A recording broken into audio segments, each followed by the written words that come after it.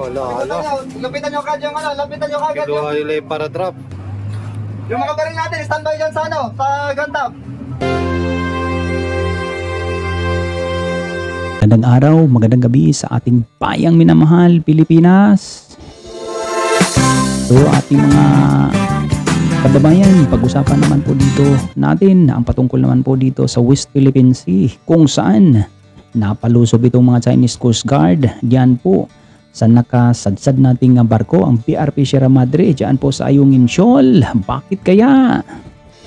Well, yun ang mga kababayan, kamakailan lang nag-airdrop ang ating Air Force dyan upang maghatid ng mga pagkain sa ating mga Marines na naka-station po diyan sa BRP Sierra Madre. Pero ang hindi natin inasahan, biglang lumapit itong mga Chinese Coast Guard, lumusob dito sa BRP Sierra Madre, kung saan ang hindi maganda lang dito ay pinalabas ngayon ng mga Chinese Coast Guard. Ang kanilang ulat ay tinutukan daw ng baril itong mga Chinese Coast Guard sa ating Marines, kung saan naka-station po diyan sa BRP Sierra Madre, which is untrue.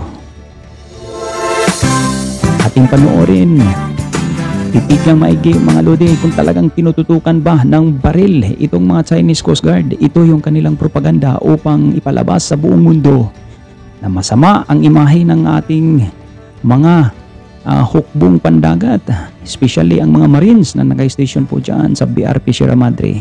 Panoorin po natin ang maigi mga kababayan. Yan, nag-i-airdrop po ng supply.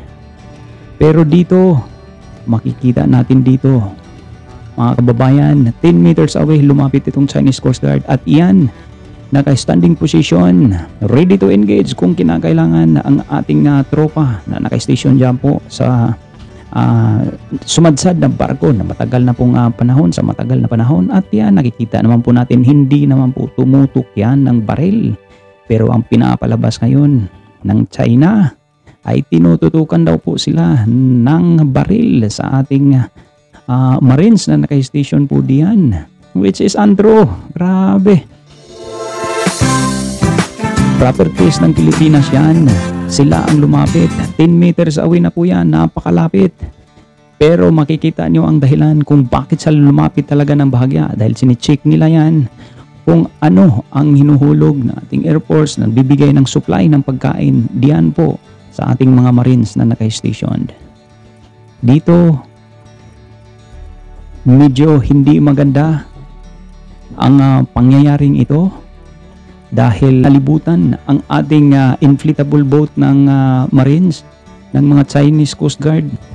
Dito, medyo nakakasama na ng loob na naman. Mukhang binubuli ang ating maliliit na inflatable boat ng Marines. Tunghayan natin, subaybayan, panoorin mga kababayan. Wala. Lapitan nyo kagad yung lapitan nyo kagad yung... Kinuha nila yung para drop. Kuha ito noong May 19 habang isinasagawa ang para-drop o airdrop resupply sa BRP Sierra Madre sa Ayungin Shoal, kung saan inagaw umano ng mga tauhan ng China Coast Guard ang supply para sa mga sundalong Pilipino. Huwag nyo pa kuha. Yun, no? Yung mga baril natin, standby dyan sa sa gun top. Meron pa kayong baril, sir? Yung mga baril natin dyan, standby nyo dyan. Naghabulan at nagkaroon pa ng komprontasyon kung saan makikitang may hawak na panungkit ang tauhan ng China Coast Guard hanggang sa bumangga ang sinasakyan nilang rib sa inflatable boat ng Philippine Navy. Nang malamang mga pagkain ang laman ng package gaya ng tinapay, kape at gatas na para sa BRP Sierra Madre, agad itong tinapon ng China Coast Guard sa dagat na pinulot ng ating mga sundalo. Only the items that were floating on the water were recovered. These are just some of them, but most of the supplies sunk, no? So sayang yung supply na yan. Mariing kinondena ng AFP ang pangaagaw at tinawag itong iligal, lalo't walang karapatan ang China na mangumpiska ng mga supply. We believe that we have to perform our missions in a peaceful manner, no? Kaya nga naisip na natin na mag-airdrop na lang at para walang resistance. Wala na yung harassment na nangyayari sa dagat, no? Pero still, nakita niyo sa video, ganun pa rin eh. Ganun pa rin. Ayaw tayong tantanan. Siguro naghahanap sila ng construction materials, no? But it was just a small package, no? Enough to carry food items and enough for it to float on the water. They have zero common sense. You will see that what appeared there is all food stuff. Itinanggi rin ng AFP ang paratang ng China Coast Guard na tinutukan sila ng baril ng mga tauhan ng BRP Sierra Madre. Gayunman, may hawak na arma sa mga sundalong Pilipino bilang self-defense kung may iba pang mangyari.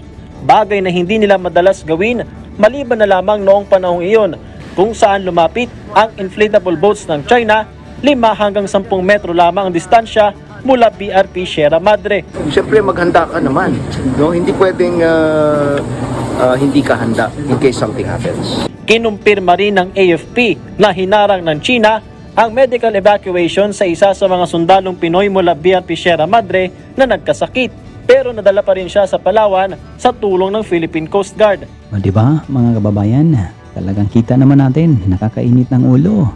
Akalain nyo naman, nag-airdrop lang ng pagkain, food supply ng ating mga Marines na naka-station po diyan. Pero anong ginagawa nitong mga Chikuang Coast Guard?